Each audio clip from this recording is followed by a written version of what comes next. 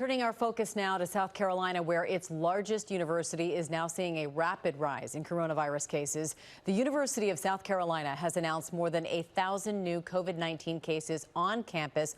All but 9 of them are students. Let's bring in the mayor of Columbia, South Carolina, home to the university, Mayor Steve Benjamin. Mayor, thank you so much for being with us today. The university now has 10 Greek houses under quarantine. How confident are you in the university's ability to get this under control? Thank you, Amy. The university has a plan. President Caslin has articulated to us, and we're hoping and praying that it plays out the way that we've been told.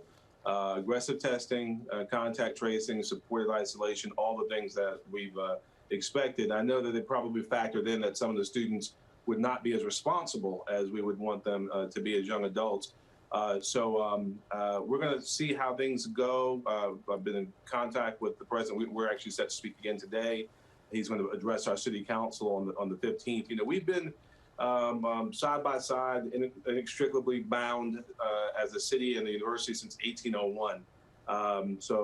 What affects the university affects the entire city's public health, our economy, and the like. So we've tried to work with them through this together and using our tools as a city, obviously, to manage students and the student population off campus is where we've been focusing. But the numbers that we've seen not only leave me concerned, but gravely concerned. Yeah, because one does affect the other in every way. Now, you talked about responsible behavior. We have some irresponsible behavior documented. A very large pool party near campus grounds was shut down after hundreds of people, many of them believed to be students, were seen without masks. They weren't social distancing.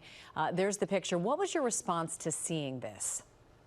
I was furious. I literally got a call from the chief of our fire department. He called me, told me what he'd observed. We have obviously our rules and our laws in South Carolina are very clear. While we cannot regulate private pools, we can indeed enforce the governor's executive order on spacing, and also we have a mask ordinance that we were one of the first cities in the South to pass. They were both in violation. Chief asked me what he should do, and obviously the response was to shut it down and shut it down immediately. Those young people, I mean, I've been young before. I've suffered from the disease of feeling invincible. The reality is that they're not invincible, and certainly those that they love that they could possibly infect was gravely concerned. One of the kids told the chief that he was immune from catching the virus, which is laughable. We shut that pool down. It is shut down now. We've again asked all of our student housing complexes to shut their pools down, just as all of our city pools are as well. And we're going to continue with very aggressive enforcement. You ask people to do the right thing. This is the perfect era of mutual responsibility. And if they choose not to, then you make them do the right thing. Yeah, no, and I want to switch gears now to the recent termination of a Columbia police officer. He was caught on video using a racial slur during a confrontation with people outside of a bar. Can you speak to the swiftness of the decision to terminate and the message it sends to your community as well as the men and women in uniform there? Sure. We are a 21st century policing police department led by Chief Skip Holbrook. Does a great job. We believe in all the things that modern morally bound police departments should do. We are guardians, public guardians. Within 12 hours, the officer was suspended. Within 36 hours, he was fired. And it's so important to note, it wasn't just because of the exchange or the racial epithet that was repeated there. It was understanding the moment that we're in, and our officers are trained, rigorously trained, to de-escalate situations, not to escalate situations. And then, of course, this was an officer also in a supervisory capacity.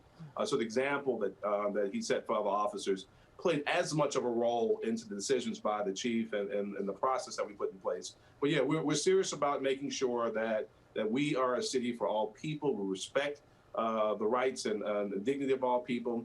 And also at the very same time that we take our role as law enforcers very seriously. We have the very best men and women serving the Columbia Police Department, well-trained, and we're thankful for those who run towards danger, who are running in the opposite direction. We've got to make sure we keep them safe. And this situation, we believe in the aggregate, would make them less safe if we had not responded to it immediately. We want to thank you for your leadership and for your time. Columbia Mayor Steve Benjamin, we certainly wish everyone there in Columbia better days. Thank you, Amy. God bless you. Thank you. Hi, everyone. George Stephanopoulos here. Thanks for checking out the ABC News YouTube channel. If you'd like to get more videos, show highlights, and watch live event coverage, click on the right over here to subscribe to our channel. And don't forget to download the ABC News app for breaking news alerts. Thanks for watching.